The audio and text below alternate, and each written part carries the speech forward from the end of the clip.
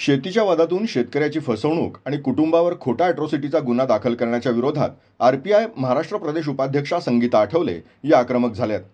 पुण्यातील हांडेवाडी येथील शेतकऱ्याची जमीन ही शाळेसाठी भाड्याने घेऊन दस्तात फेरफार करून कोट्यवधी रुपयांची फसवणूक केली. हे प्रकरण न्यायप्रविष्ट असताना शाळा चालकानं आपल्या शाळेत कर्मचारी म्हणून काम करत असलेल्या दलित मुलीशी संगनमत करून खोटा अॅट्रॉसिटीचा गुन्हा दाखल केला.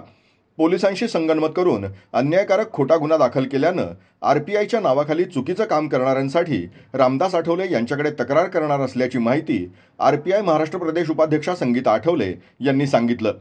जुनं विश्रामगृह इथं आयोजित पत्रकार परिषदेत त्या बोलत होत्या. यावेळी मीनाताई गालटे, मिनाज मेमन, अजित हांडे, अनिकेत हांडे, राजश्री हांडे, संगीता लांडगे, कविता झेंडे, शगुताप मेनम अरे कोणीही आदी उपस्थित होते. यावेळी बोलताना संगीता आठवले म्हणाल्या, हांडेवाडी इथं फॉर्च्यून स्कूलसाठी अमित बत्रा, शशिकांत हांडे यांनी संगनमत करून शेतकरी अशिक्षित असताना इंग्रजीमध्ये दस्त करून फेरफार करून फसवणूक केली. या संदर्भात शेतकरी न्यायालयात गेले असल्यानं प्रकरण न्यायप्रविष्ट आहे. असं असताना देखील अमित बत्रा आणि शशिकांत हांडे यांनी अशोक हांडे कुटुंबावर आर्थिक अन्याय तर केलाच आहे, पण किरण उनवणे या दलित महिलेचा वापर करून खोटा अॅट्रॉसिटी गुन्हा दाखल केला. पोलीस अधिकाऱ्यांनी पुरावे नसताना देखील दबावाखाली हा खोटा गुन्हा दाखल केलाय, असा आरोपही त्यांनी यावेळी केला. पोलिसांनी खोटा अॅट्रॉसिटी गुन्हा दाखल केलाच कसा, असा सवाल संगीता आठवले यांनी केलाय. याविरोधात आवाज उठवणार असून दोषींवर कारवाई करण्यात आली पाहिजे अशी मागणी त्यांनी यावेळी केली.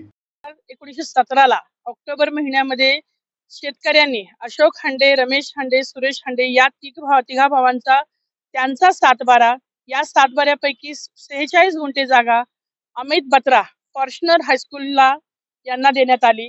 33 वर्षाच्या लीजवरती भाडं ठरलं होतं. सुरुवातीचे 2 वर्ष 25 रुपये स्क्वेअर फूट, नंतरचे 3 वर्ष 35 रुपये स्क्वेअर फूट आणि पुढचे 4 वर्ष 35 रुपये स्क्वेअर फूट प्रमाणे भाडं ठरलं. आणि हे भाडं ते प्रत्येकाच्या अकाउंटला द्यायचं असं ठरलं. 60 गुंठे जागेपैकी 46 गुंठे जागा त्यांना भाड्याने देण्यात आली आणि पुढची 14 गुंठे जागा शेतकऱ्यांनी तिथे कमर्शियल कॉम्प्लेक्स उभे करून त्यांचं स्वतःचा उदरनिर्वाह करायचा असं ठरलं होतं. नोटरी इंग्लिश मध्ये करून शेतकऱ्यांचा बुमरँग केला. शेतकऱ्यापैकी मोठा जो आहे तो सुरेश हांडे याला फितूर करून अमित बत्राने त्याच्या मुलाद्वारे शशिकांत हांडेद्वारे सदर दस्तामध्ये फेरफार केला.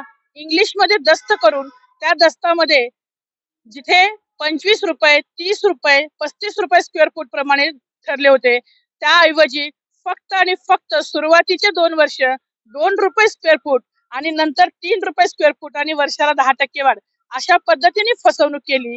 शिवाय 46 गुंठे भाड्याने दिलेले असताना बेकायदेशीररित्या 60 गुंठे जागा फॉर्च्युनर शाळेचे संस्थापक अमित बत्रा हे बेकायदेशीररित्या शशिकांत हांडे शेतकऱ्यांच्या पुतण्याला हाताशी धरून आणि त्याला भागीदार बनवून त्याच्या बायकोला त्या शाळेमध्ये नोकरी लावून आणि शशिकांत हांडेच्या घरी घरकाम करणारी किरण उनवणे हिला नोकरी लावून या माध्यमातून शेतकऱ्यांचा न्याय गिळंकृत केला. काळामध्ये या विषयासंदर्भात शेतकरी कुटुंब हे न्यायालयाच्या प्रतीक्षेत म्हणजे न्यायाधीशाकडे गेले म्हणजे कोर्टाकडे गेले की सदर आमचं 8 वर्षापासून म्हणजे 2017 ते 2025 पर्यंत एकही रुपया भाडेपट्ट्यापैकी ठरलेल्या टर्म्स कंडिशन पैकी एकही त्यांना भाडेपट्ट्यापैकी रक्कम मिळाली नाहीये आणि सगळे टर्म्स कंडिशन ब्रेक झाले.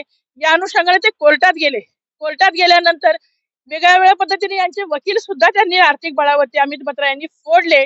शिवाय त्याच्यानंतर संबंधित शेतकरी जे उर्वरित 14 गुंठे जागा आहे, ज्या 14 गुंठे जागा त्यांच्या मालकी हक्काची, त्यांच्या वहिवाटीची जागा, त्या जागेवरती यांनी ठेवलेला कंटेनर, त्या कंटेनर मध्ये हे यांचं घर वजा ते फक्त एकच दिवस झाला कंटेनर ठेवून पोलीस प्रशासनाला चुकीची माहिती देऊन आणि काही चळवळीतल्या कार्यकर्त्यांना, चळवळ म्हणता येणार नाही, पोट भरणाऱ्या वळवळ करणाऱ्या कार्यकर्त्यांना हाताशी धरून आर्थिक बळावरती शेतकऱ्यांवरती खोटे ट्रेसपास दाखल करून तरी सुद्धा शेतकरी चर्चेला बसत नाहीयेत, तरी सुद्धा शेतकरी हातबल होत नाहीत. हे पाहून संबंधित महिला किरण उनवणे हिला हाताशी धरून तिच्या जातीचा गैरफायदा घेऊन तिला एक प्रकारे आर्थिक बळ दिलंय का नोकरीचं धमकी दिली आम्हाला माहिती नाही. तिच्या कार्यालयीन वेळेमध्ये तिने संबंधित शेतकऱ्यांच्या मुलीवरती, सुनावरती आणि बायकोवरती खोटा अॅट्रॉसिटीचा गुन्हा दाखल करून लिटरली या प्रकरणामध्ये शशिकला वाघमारे ज्या आंबेडकरी चळवळीच्या कार्यकर्त्या बनवतात एका शेतकऱ्याच्या कुटुंबाला अटक करावं यासाठी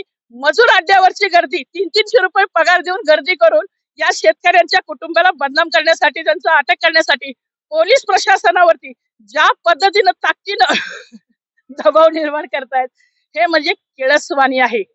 न्याय ज्यांना मिळाला पाहिजे, न्यायाचा लढा कोणाचा लढला पाहिजे आणि कोणाच्या विरोधात लढला पाहिजे, जे धनदांडगे आहेत, जे त्यांच्या गरजा पूर्ण करू शकतात त्यांच्या बाजूनी, आणि जे शेतकरी होरपळलेत, ज्यांचा न्याय गिळला गेलाय, जे 8 वर्षापासून ते त्यांच्या न्यायाच्या प्रतीक्षेत आहेत, न्यायप्रविष्ट बाब आहे, ते न्यायाने लढा लढतायत, तरी सुद्धा त्या लढ्याला मज्जाव करण्यासाठी त्यांचं कोर्टातनं केस माघारी घ्यावं यासाठी खोटी ट्रेसपास, खोटी अॅट्रॉसिटी दाखल करून त्यांचं सामाजिक कसं हनन होईल म्हणून मीडियाला चुकीची माहिती दाखल करून संबंधित महिलेला तिच्या जातीचा गैरफायदा घेऊन अॅट्रॉसिटी दाखल करून थांबले नाहीत, तर विविध ठिकाणी जाऊन वेगवेगळ्या ज्या समाजामध्ये प्रचलित वृत्तपत्र आहेत, प्रचलित माध्यम आहेत, त्यांना खोटं की अजूनही अॅट्रॉसिटीचे आरोपी मोकाट, खून, मर्डर, बलात्कार, घरफोडीमधले आरोपी आहेत, ते शेतकरी आहेत.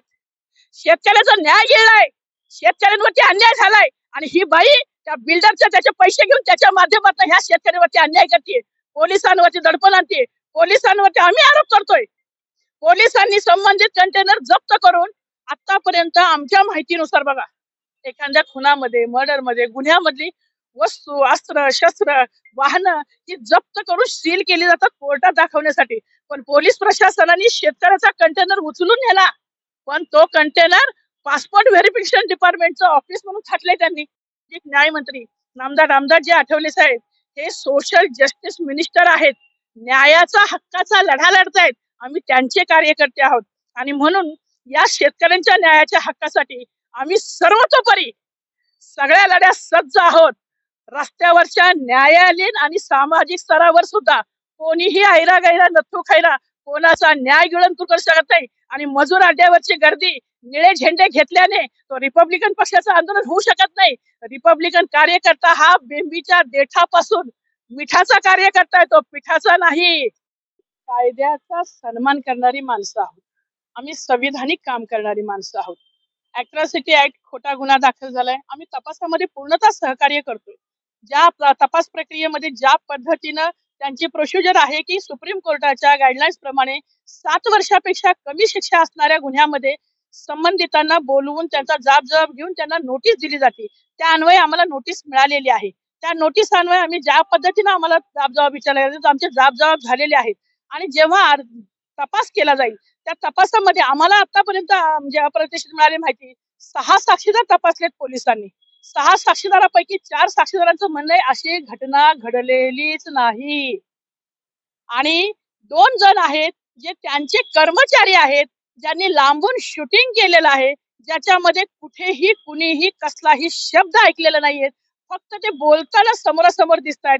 एवढंच काय आहे, ते जातीवाचक बोललेत की नाही याचं कोणाकडे कसलेही पुरावे नसताना, कोणीही साक्षीदार नसताना तरी सुद्धा खोटी अॅट्रॉसिटी दाखल केली गेली.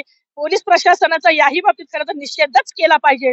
जिथे पुरावेच नसेल, जिथे साक्षीदारच नसेल, तरी सुद्धा अॅट्रॉसिटी दाखल करण्याची जी घाई, ट्रेसपास दाखल करण्याची जी घाई, या घाई मागचं कारण कोण आहे, या घाई करण्यामागचा हेतू काय आहे, हा तपासाचा आणि विशेष म्हणजे संशोधनाचा विषय आहे. हा त्याच्या पदाधिकाऱ्यांना जे परजातीचे म्हणजे रिपब्लिकन पक्ष आम्ही सर्वसमावेश सर्व जाती धर्माला सामावून घेण्याचा प्रयत्न करत असताना डॉक्टर बाबासाहेब आंबेडकर यांच्या खुल्या विचारधारेवरती आधारित असणारा हा रिपब्लिकन पक्ष, या रिपब्लिकन पक्षाचा अजेंडा जनमानसामध्ये राबवत असताना बाबासाहेबांच्या खुल्या अजेंड्याला धरूनच काम झालं पाहिजे, आणि जर त्या अजेंड्याला सोडून जर कुणी करत असेल तर रिपब्लिकन पक्ष केंद्रीय सामाजिक न्याय मंत्री नामदार रामदासजी आठवले साहेब यांच्याकडे या विषयाची आम्ही तक्रार ऑलरेडी केलेली आहे आणि करणार आहोत. अजून लेखी स्वरूपात पक्ष म्हणून आम्ही भूमिका मांडणार आहोत. पक्षाचा अजेंडा राबवणं हे सर्व क्रमप्राप्त आहे. तुम्ही पक्षाचं पद घेतलंय म्हणजे तुमचा पोट भरण्याचा अजेंडा नाही राबवला गेला पाहिजे, तर पक्षाचा अजेंडा, बाबासाहेबांच्या विचाराचा अजेंडा हाच महत्वपूर्ण आहे, तोच राबवला गेला पाहिजे.